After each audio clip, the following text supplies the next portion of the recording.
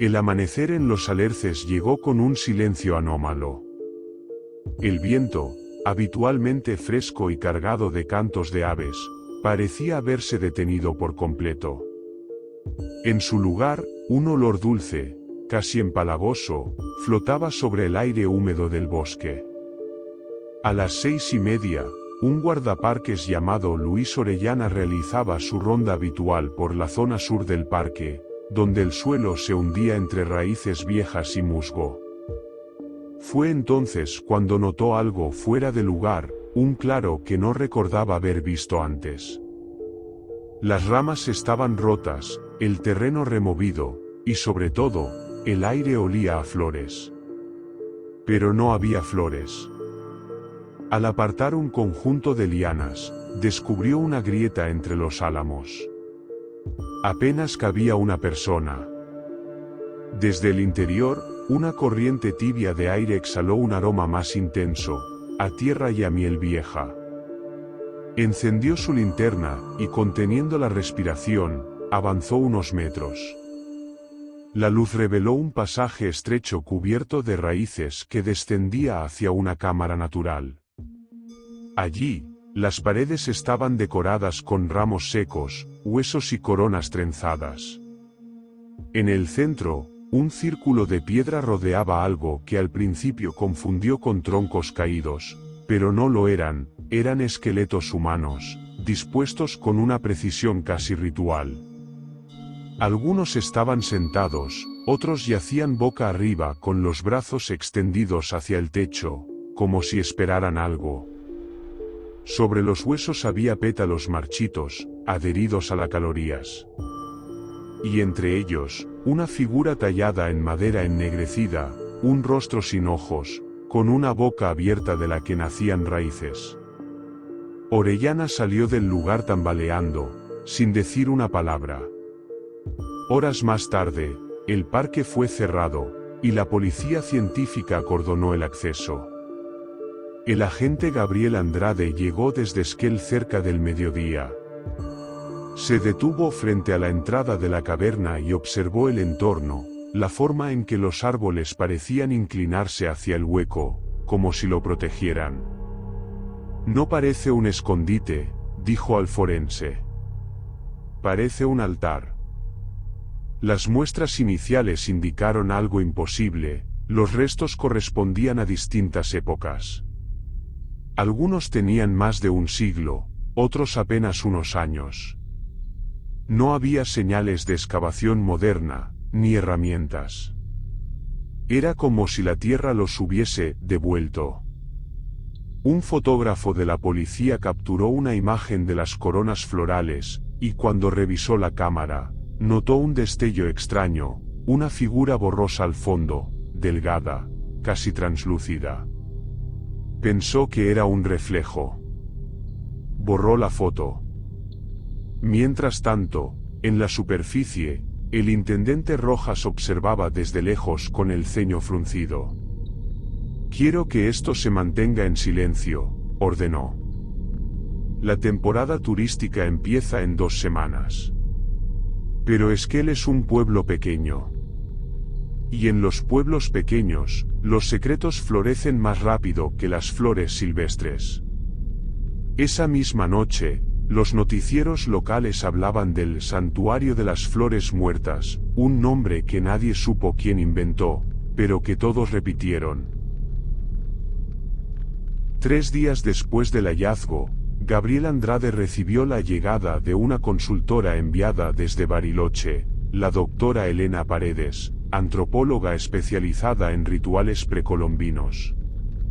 Era una mujer de mediana edad, de hablar pausado y mirada firme, que traía consigo varias carpetas y un cuaderno de campo manchado de tierra.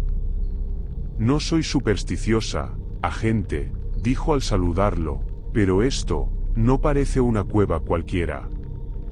La llevaron al sitio al amanecer, cuando el rocío todavía cubría las hojas.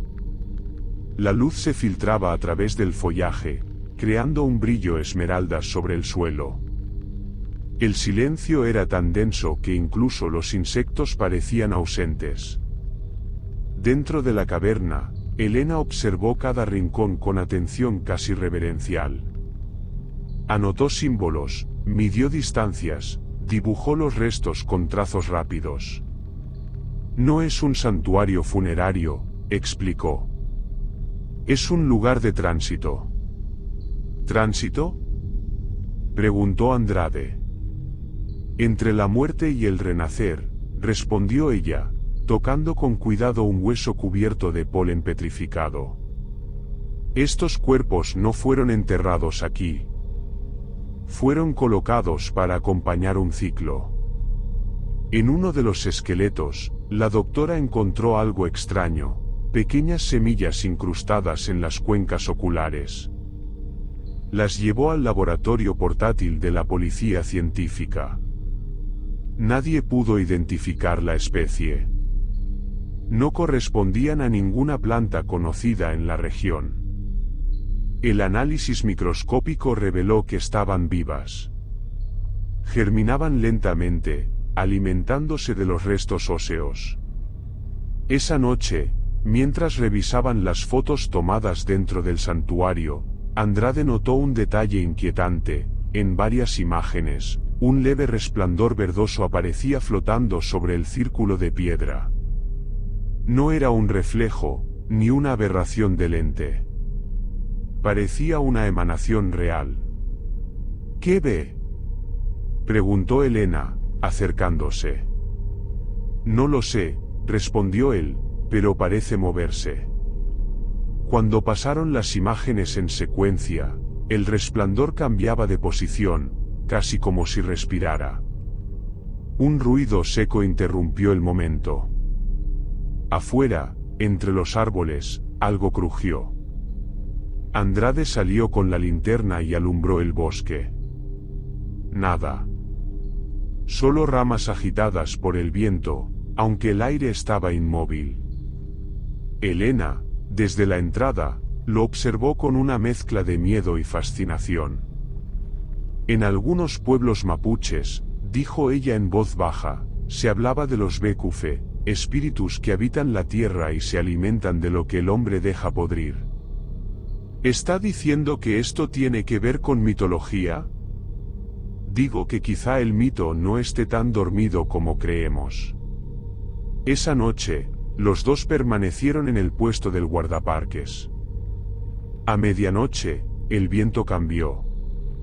Un olor a flores frescas entró por la ventana abierta.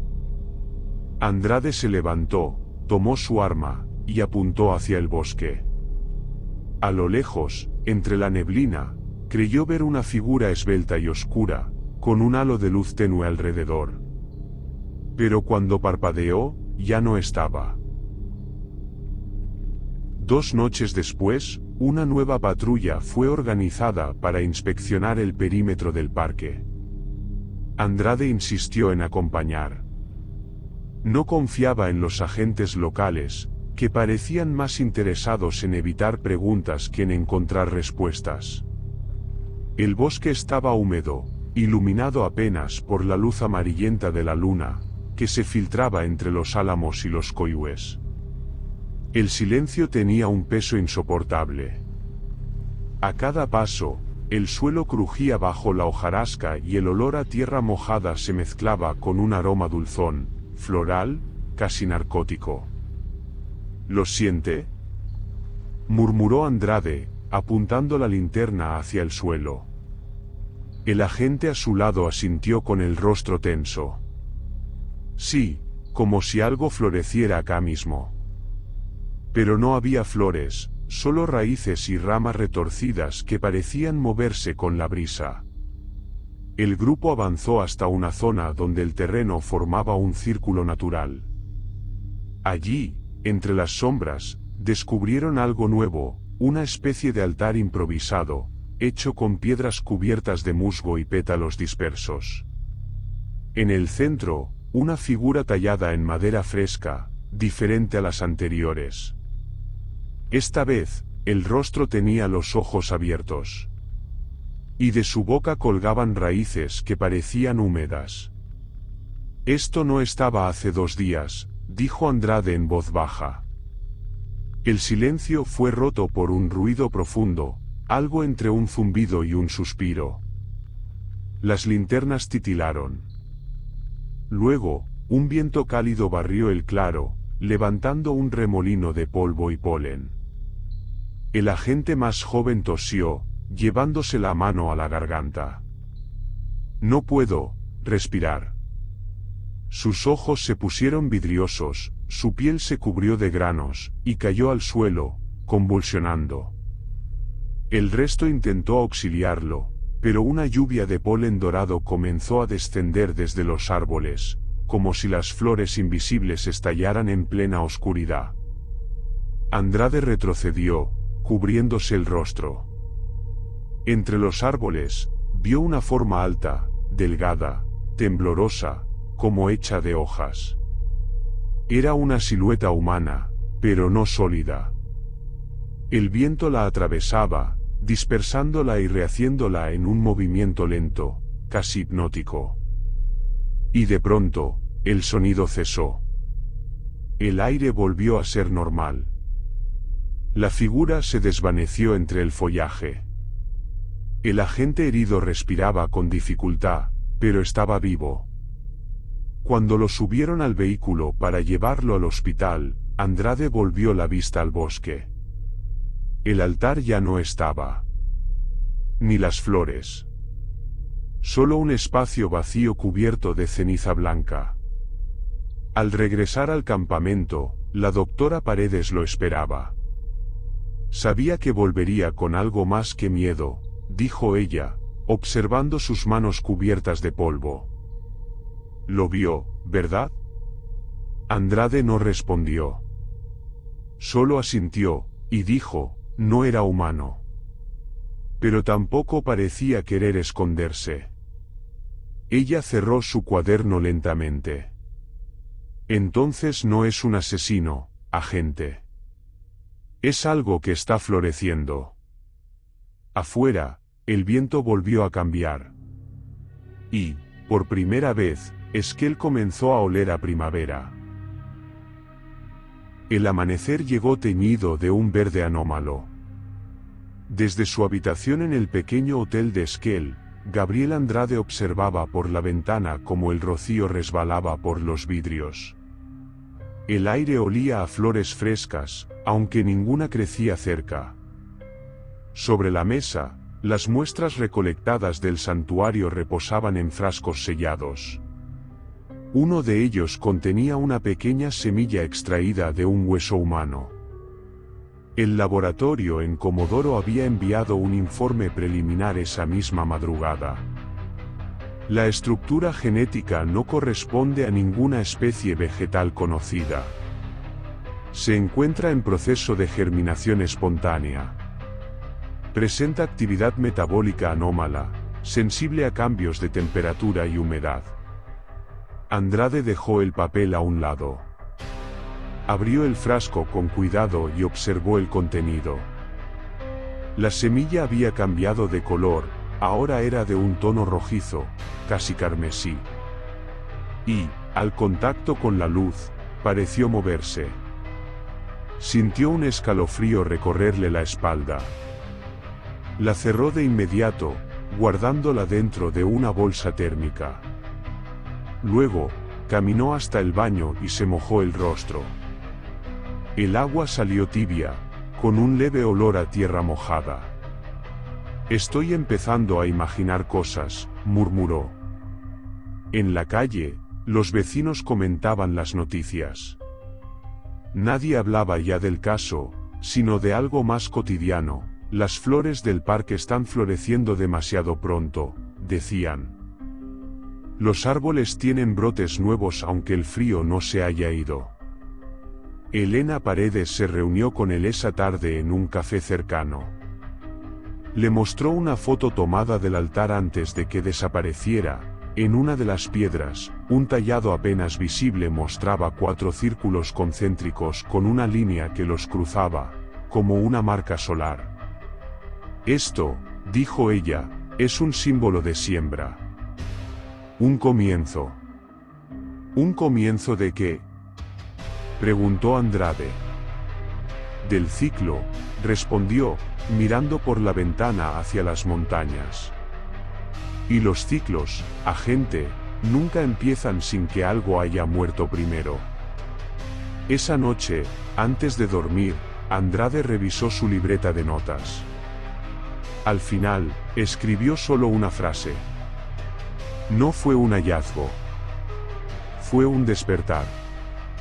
Afuera, el viento del sur soplaba con fuerza, pero entre sus ráfagas se coló algo nuevo, un leve murmullo vegetal, como hojas frotándose unas contra otras.